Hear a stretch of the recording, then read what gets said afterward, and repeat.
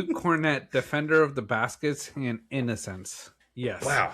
What this Luke Cornett guy? Only a few months ago, we were bashing his name for canceling Magic City Night We'll in take it back. Atlanta with the Hawks. But what he did in these playoff series, some of his blocks, I didn't know this guy could jump. There were a few plays I would see him. He wasn't Crazy. really getting off the floor, but he has stepped up as a good reserve for San Antonio, and he defended those baskets, and not just the innocence of people in Magic City, but the innocence of our NBA eyes and not having to see OKC in the finals again. I think we were Yep. all getting ready to be miserable again for these finals. Um, and like I said, we'll go into it. We're going into, I think, probably some of the most exciting finals we're going to see in quite a while. I Oh yeah. can't remember the last time. Probably Lakers Celtics is the last time we had this type of hype, and that was Kobe era. And if you think about that, that's a long time ago. Yeah. What was that like? 09? Oh 09 nine, oh season, eight, I oh believe. yeah, yeah, When they took down the Celtics, Lakers, and then yeah, happened the other way around too, right? Celtics yeah, defeated them yeah. also. So Yeah, I think trading 2 years before blows. that. Mm-hmm. Yep. Yeah, absolutely iconic. And Yeah. I completely agree. And I think both storylines are completely there. You have one team that hasn't been to an NBA Finals in decades. So, them making it back, the city that they're in, is a massive, if not the biggest hub of all sports and media combined in the U.S. and arguably the world. And then on the other side of the court, you have Victor Wembanyama and the Spurs. That are they on the verge of a dynasty? Or are we on the verge of seeing the next greatest basketball player of all time? Is he going to get himself into the GOAT conversation? It's certainly heading that way. I think that there was a ton that happened in that OKC series, those back-to-back wins to kind of close it out, and that Game 7 altogether.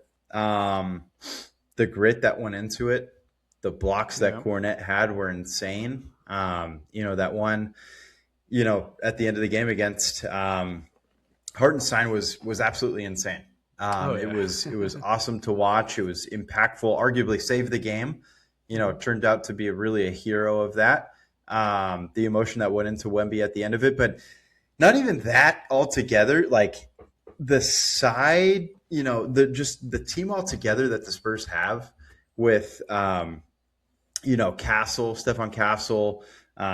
You have, just all their other guards that were hitting big shots throughout the game. Champagne. You have Harper. Champagne. Yeah, 20 points, Champagne. I believe, in that game. Harper, just one off. He had a great closeout in that game. It has all the elements of all these youngsters coming together and can really build something. We're not even talking about, De'Aaron Fox didn't have a couple great games, but, at the end came through when they needed him. And you forget that he's even there. So it's crazy how stacked they are. Yeah, no, it's a stacked team. What they have, it's gonna be scary to see them. Is this Wemby winning this year cements him as one of the greats? Because like I say, he's still so young. If you look at it, 3 years into his NBA career, and the shots this guy does at his height, insane. His three ball is clean. That logo shot he had and just made it like it is awesome. So it's cool to see the Spurs here. The Knicks back at it. You hit on it. Haven't been here since '99. Big thing. Last time the Knicks were in the finals against San Antonio, and it was Tim Duncan.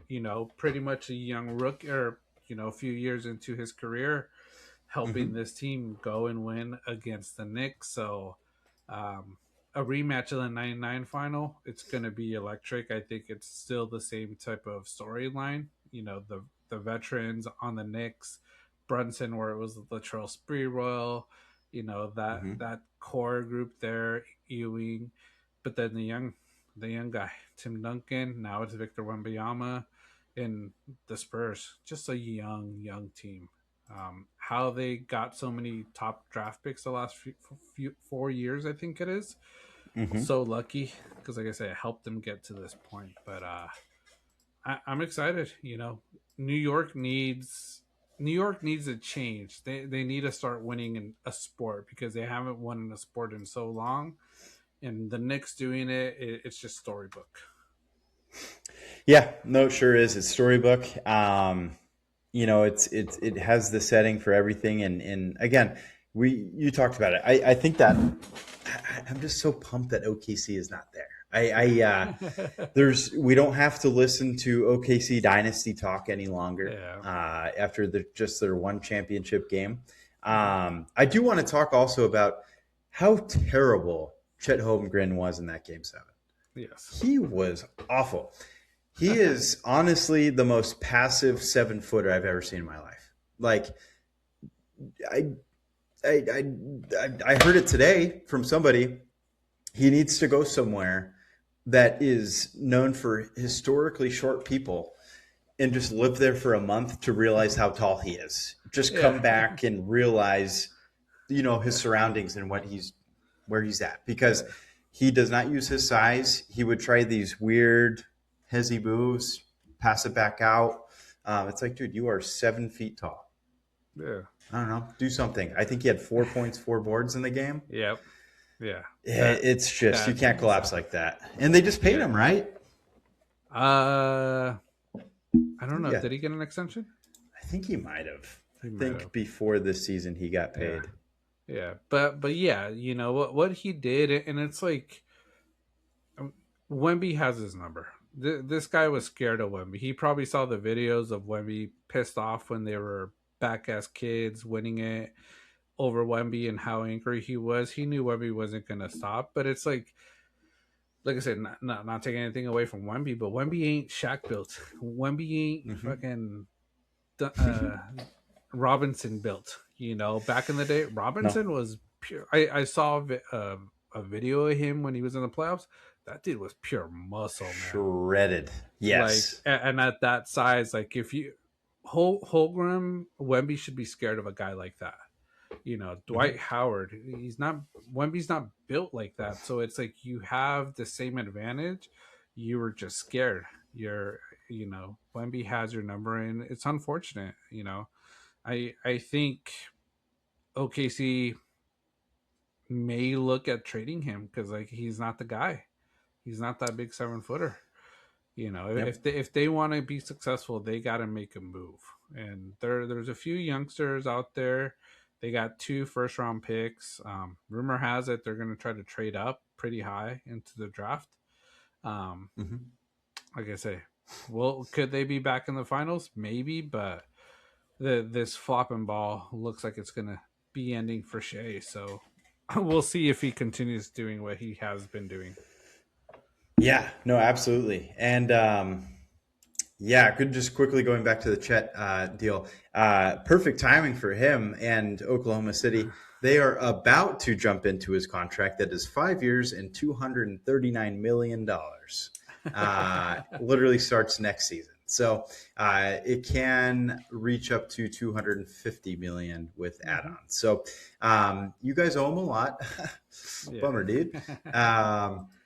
So yeah, I don't know. Do you look at trade possibilities? I don't know who wants to take on that contract based off of that performance. It's like, yeah, well, maybe he'll pull through later, and he does have one ring at least he can account for. But and then we've been preaching it.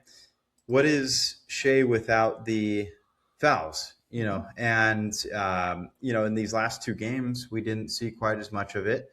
And SGA, he did have a pretty good game 7. Scoring wise, it was a good solid game. But the big thing was there's never a doubt that he's a good player. It's just that he doesn't have to do flop first, worry about the shot second. And it's like, dude, you can be an all-star, average in the mid-20s, upper 20s, but maybe not be that MVP as consistently. Mm-hmm. It's Yeah. just it's a very annoying watch, and I feel like you know. Commissioner Adam Silver listened to me. I think he shaved his eyeballs with the hair that was growing there, like I mentioned last week. And it's just the timing was immaculate. Yeah. Had to have been listening somehow. And yeah, finally came to his senses and realized this is a shit product. I Yeah. don't want them in the finals, and let's make the correct calls. And the Spurs Yeah. prevailed. Yeah, I think they saw it. I think they heard all the rumblings. It's funny because, like I said, I'm not trying to say that we're pioneers, but we've been talking this since regular season. I Mm-hmm. don't think anybody talked about the flopping as much as we did. How much we hated it. How much it just took that taste away of liking the NBA out of our mouth, and why we didn't watch it. And now, last week, before this game 7, every news outlet was talking like it's horrible basketball. It's pushing me away from the NBA. This flopping, flopping, flopping, and it's like we've been saying this for the last year, and it's like Mm-hmm. people like OKC fans come at us, but they know the truth. They just are flopping, and they got lucky being able to win one that way. They're not going to win another. But it's like we've been talking about it, and like I said, what Shea has done, like I say, brought back the old James Harden, in his Rocket days, that just took us away from basketball because it wasn't entertaining. So, and Mm-hmm. yeah, Adam Silver, like you told him to, shaved his eyebrows, able to see a little bit better, and saw that for NBA to be successful after this season, it's not just bringing AI to make calls, in the future. It's giving a great finals, and Spurs versus Knicks is that great finals. If it was OKC, viewership I don't think would be hitting the all-time high it's about to hit. Yeah, no, absolutely. I agree with you. I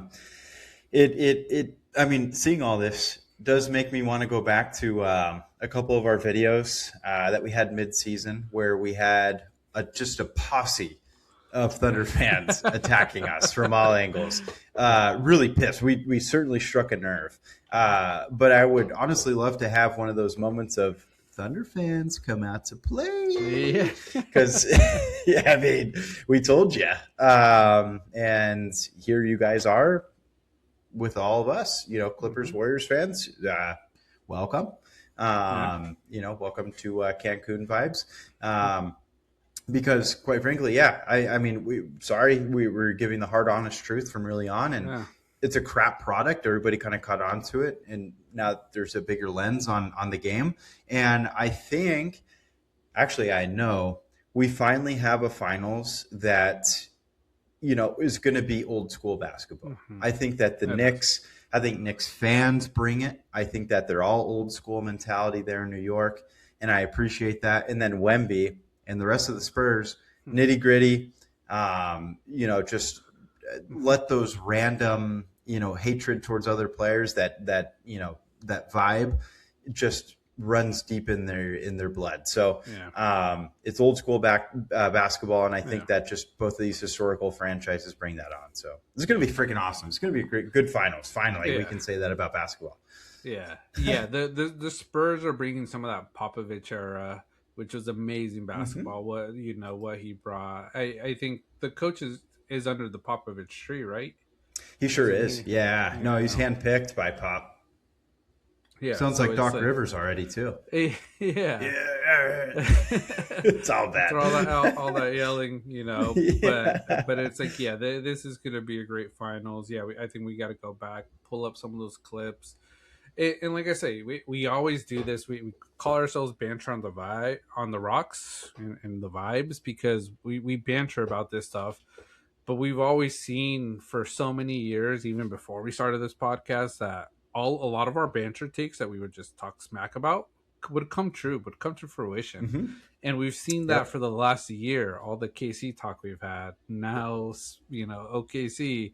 football takes we've done. There's so much we have talked about before it's even been out there in the main media, that I'm just like, we know our shit. You know, people say like, Mm-hmm. oh, you guys make microphone, equipment too cheap.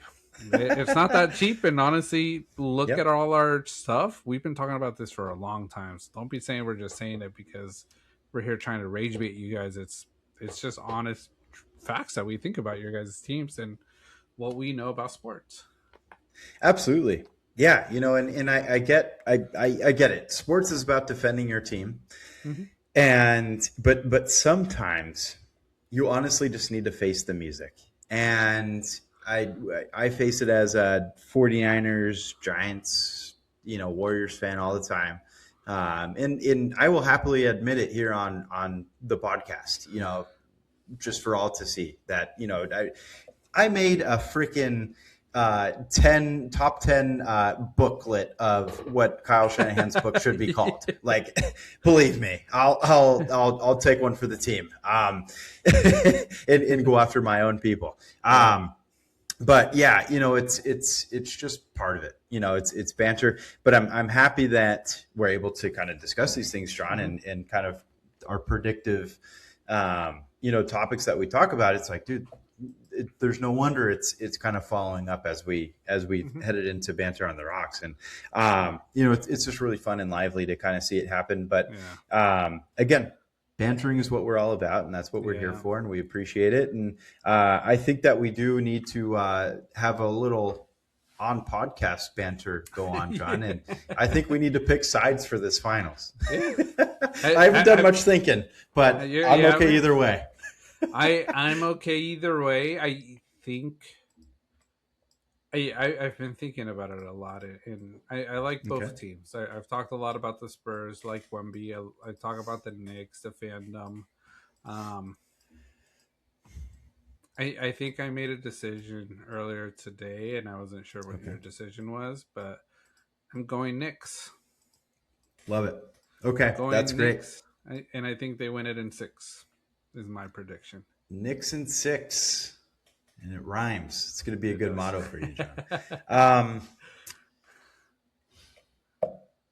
going to go Spurs in 7, and I think selfishly I want it to go 7, but of course I'm going to force my hand here with the Spurs.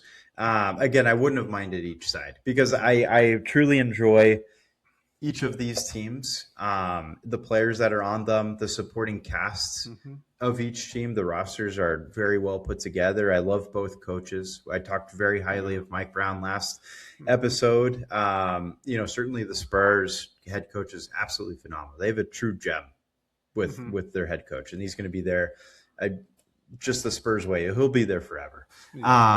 So yeah, Spurs, man. Look out. After watching that game 7-2, I'm pretty pumped on that too. I think they're ready. It's a scary team. And like I say, I think the one concern I have with the Knicks is just fatigue, not playing as much. But it's also Spurs could be worn out. It could work in our favor. So, but yeah, I was thinking about it because, like I say, I was on the edge of both Knicks, Spurs. What I like about each. And then I decided to go Knicks. I think that's a team I want to see win. I want to see Brunson prove all the naysayers wrong. Always being called too short of a guard to be able to lead a team. And we have to admit it. He has been the leader of the squad. Without him, they wouldn't win. So I want to see them win, and I want to see what happens in New York after a win. That's good. I want to see Gotham City come to fruition and have real superheroes have to save us because New York is gonna go crazy. The scenes will be great. As Charles Barkley always says, I guess with me favoring the Spurs here, I want to see, just, a lot of happy people eating churros. As Charles Barkley always says, all the big women down in San Antonio love to eat the churros. He's hilarious every time that it comes up. And I know Shaq always busts up laughing.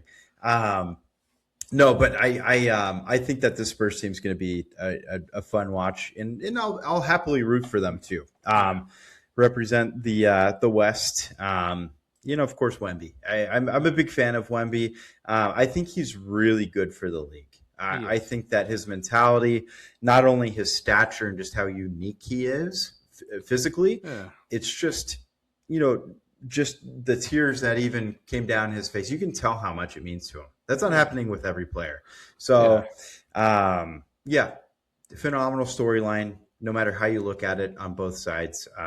If the Knicks do win, John, I think that you got to butter up a light post by the end, try to climb up it. Try to do that. Sir, what are you doing? Knicks won, Yeah. but we're West Coast. Yeah. Hey, there still might be light out here when I do it compared to in New There York. would be, yeah, that's hilarious. There would be probably, Yeah. Yeah. No, and honestly, there were two things I was going to bring up with NBA. First one, we talked about Wemby preseason. He was training to be Buddhism. He was out there Yep. being a monk. Makes a big difference. How many players do you think will do that this year?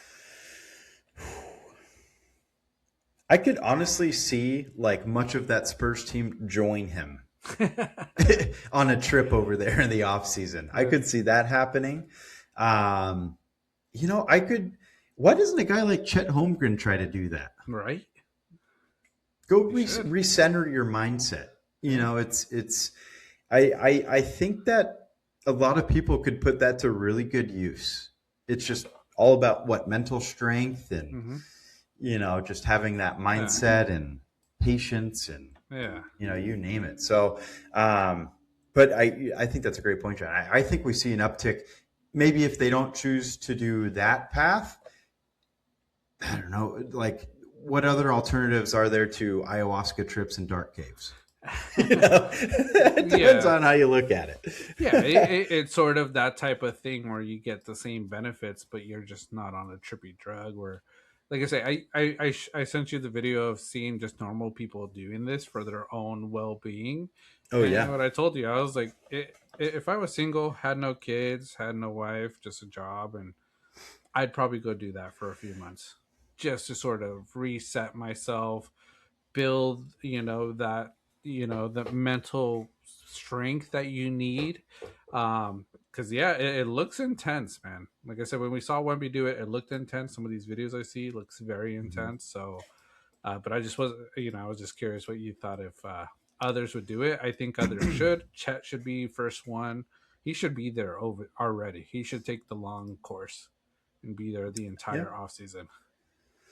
Absolutely. Yeah. It's something that could really be beneficial. I feel like you talk about the mindset of everything, in you could do it for a few months. I think that those programs are very useful, but anybody with busy lives, even if you tried to do it just a few hours in one day, Yeah. like, or even just try to pick up like, um, you know, uh, just really anything, a small hobby, a quiet time of some sort. Yeah. Just practicing what namaste and just getting that inner peace. Some people find it in different ways. This kind of takes me back. It just kind of made me think of it. Where there was this one time I was going out for to join a wildland fire Yeah. forestry team, and part of the physical abilities test was we went out to Piru area. Yeah. And there's a lot of obviously mountainous terrain over there by Lake Piru, and there was a course that was set up, and basically the only parameters was I think that they told us literally get your ass up the hill as quick as you can, Yeah. and that's what we all did. And at a certain point, I'm in my mind, I'm tired as shit, I'm going through it, but that last 50 yards of a pure vertical, to the finish line, I was finishing at a decent place at that point. I was on all fours, grabbing at plants, weeds in the ground, roots, old roots. And like I was jello in the legs, like I could barely move. And pushing myself through that, I found some type of like, wow, see, like you put yourself in that mindset of you want something and you want to finish something, you will go to all lengths to try to get there and get it done. And I feel like you can look at mental strength through that. You could look at it through becoming a monk for a month or getting a bunch of sticks snapped over your stomach in that one video you sent me. It's like, damn, that is badass, but also that's got to hurt. Yeah, you could look at it a zillion different ways, but that just kind of took me back. It's a weird sense of vigorous therapy, if that's what we want to call it. It is, because like I say, I think I've hit those situations.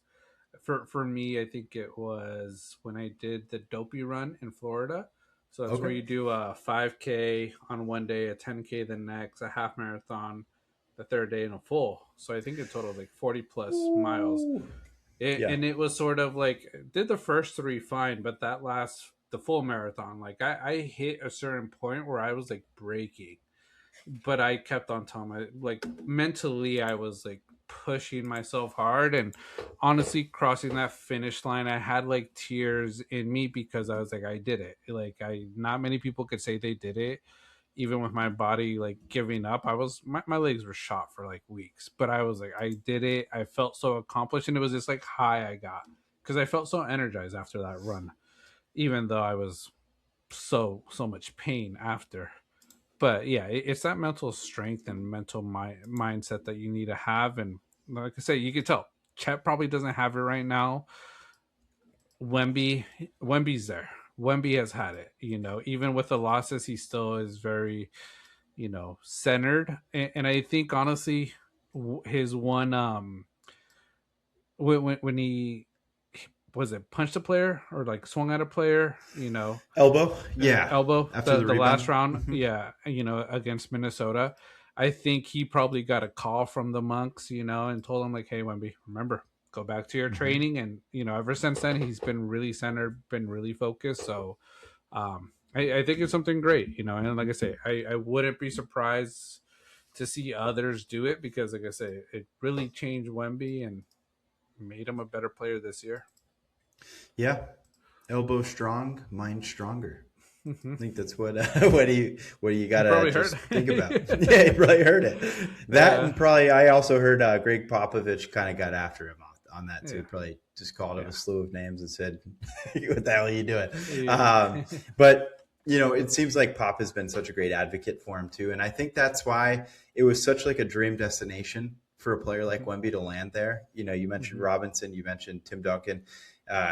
Pop. It's just three absolute legends, and then two of the players happen to be bigs as well. Just there's nobody better to learn from. So, and what's awesome to see is he's using that to his advantage as well. He's not taking it shyly. You can tell he's a guy that puts in the time to learn from them. Also, he's got it all, man. It's just a matter of time until Wemby becomes in that GOAT conversation. Yeah. So, yeah. Go Spurs. And then second question: if the Knicks win this, it ends a 53-year drought that they've had since winning a championship. Would you say this is bigger than Red Sox ending their drought, or even the Cubbies ending theirs? In the NBA sense, yes, but historically in sports, I'll take those two over. Because I think the only reason I say that is because I lived it with my dad. He's had ancestors live their entirety of their lives without any Cubs success, and it was long lives. And my dad grew up going to Cubs games for a nickel, sitting in the bleachers, and never once saw them really even make the playoffs as much as, even getting close to a World Series. So when that happened, he was at the young age of 72 maybe when it finally happened for him. So I think that was one of my favorite sports moments, was letting him see that and witness that. But quite frankly, I'm correlating that to this. A lot of people are going to see this Knicks finals and the potential of them winning the same exact way, where maybe the length of time is obviously very long, not quite as long, but in a sense, like if you lifelong Knicks fans, you think of Spike. I mean, dear Lord, that dude's been attending forever. And I feel bad for him, but I love this for him now. Mhm. So yeah, Okay. and I'm sure that there's a bit of spitefulness towards Timmy being able to be at these games, and he's like, "Man, you just showed up and you're already getting the Yeah. success." So, but that's how I feel. I think others would feel the same way about the Knicks for sure. What do you Mhm. think, John? Yeah, I still think the baseball ones, the Red Sox, is one I could probably relate to because I saw how Vera, her family, reacted because they had generations of family members that never saw anything. Um, so and then Cubby is like I say, I didn't know people personally, but you know the stories you say, it's the stories I always heard about with the Cubs finally Mm-hmm. winning it. And especially like some of the stuff they went through. That foul ball that one dude caught. Oh That sort of yes, that people thought with it was Moises Alou. yeah, you guys were just cursed. Like it's so much more stories of curses and stuff in baseball than the Knicks in basketball. I think the Knicks in basketball, in basketball terms, this is probably related to that, but it's not Mm-hmm. as big. Um, I think Dolan probably brought a lot of the negativity, but he's finally bringing something positive. Spike Lee, once we win it, because I'm going for the Knicks, so we're going to win it. Um, Gets this, it's going to be a good feeling. And I did hear and read somewhere they asked him like how are you feeling that Timothy's getting a lot of the attention. He pretty much said he didn't care. He's there, he wants to see the team win, so he's okay with it. He's been part of Good. it. So I think that's really good, cool from him.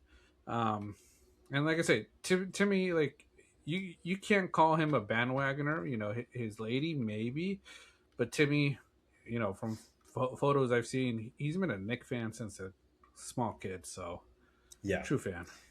And his ball knowledge is great. Not just Yeah. in, I've seen him dish it out about Mac football, like Yeah. Yeah, I remember that. respectable. Yeah. Yeah, that's why this podcast is big fans of Timmy Chalamet. Uh, Because yeah, we respect the knowledge. If you know Maction, you know yeah. what you're talking about. It's good stuff. So yeah, no, Timmy gets all the credit just because you can't choose when you're alive. So, Mhm. just lucky enough to kind of witness the success is Yeah. kind of how you got to think about it. And, but some of these curses, man, are crazy. Like I found out that I guess the owner of the goat that they banned at the Cubs games way back Yeah. when the curse first started, Uh-huh. the owner of that goat passed away recently, and the Cubs went on to lose like 10 straight games after his death. And Yeah. it's like, man, the curse is still Yeah. like it still lingers in some sense. Yeah. It's crazy. And you can't, it's all about rituals, voodoos with, Hmm. pregame stuff that, players stick to. And, yeah, but again, it's going to be fun. And I love the atmosphere that MSG has created. We talked about it last week with all Hmm. these celebrities showing up. Yeah. Um, it's a great time, man. It's, Yeah. it's quite the profile. Yeah. I think a lot of us are going to be watching it now because of the teams. So yeah, I'm excited for the NBA. But yeah, those were just two of those side questions I had for our NBA take. Um, Yeah. Anything else NBA, Tim, from you? Um, uh, Steph Curry chose a shoe brand today. Okay. I think it's called Xiling. Xiling. It's a brand out of China, I believe. Okay. Not any of the main ones here. If you're looking up, John, if you might want to correct me on the name. Leaning. Li Ning, sorry, Li Leaning. Ning. Clay went with a Chinese Hmm. represented shoe brand as well. So it's becoming a more popular thing to do. You have a guy like Steph Curry go and do it. It could catch on with a lot more players. And from Yeah. what I saw, they're very well made shoes. Yeah. So You you gotta say they are well made shoes because where's Nike, Adidas, Converse make their shoes? all from there. Yeah. All from there. Look in Yeah. your shoes right now. 90% of your shoes are gonna say "Made in China," "Made in Yep. Shanghai," "Made in Japan," somewhere out there. So he's going to the source. Probably found a place that is very, very, not doing these like child sweat labor Sure. places, sweat factories. It's somewhere legitimate. So I think he really looked into it, and also I think it gives back to that fan base because, like I say, I think Steph is really popular overseas, especially in Asia. He Oh was yeah, always a popular player. So giving back, being able to go there, create those shoes, and probably releasing them and having some big show releasing them over there is going to be big. absolutely. So no, yeah, it's really cool. Yeah. I'm curious to see what the shoes look like. Likewise, I think that there could be some cool stuff. There's been some really cool previous collabs with the Warriors and Chinese New Year. So, hopefully that's big. And obviously, San Francisco's, Yeah. has a very large Asian population, which, Hmm. the collabs could be very cool. So, I think it's going to be a great choice for Steph. But yeah, I think that's the other biggest news I saw from today. He made a Yeah. big old announcement about it. So, um, Yeah. yeah, NBA draft's coming up pretty soon. Yeah. And yeah, so we'll sort of see how that ends up going.